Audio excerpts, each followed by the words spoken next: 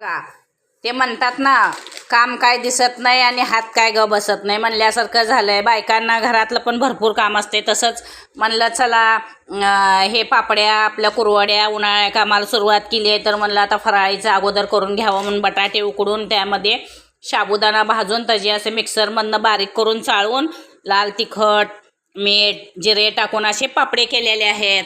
तर बघा पापड्या छान असं म्हणजे फॅन खालीच वाळवलेल्या. किती पापड्याच करायला 4 वाजल्या होत्या.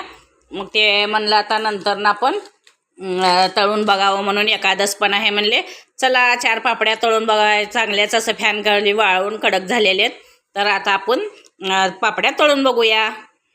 तेल छान आपलं तापलं की त्यामध्येच मी थोडेसे पापड तळून घेतले. ती म्हणलं आता तुम्हाला पण दाखवावं. बघा हे आत्ता 4 वाजता केलेले पापड आपले शाबूचे मस्त असे बटाट्याचे पापड फुलून तयार आहेत. हे बघा असे खायला खूप छान लागतात.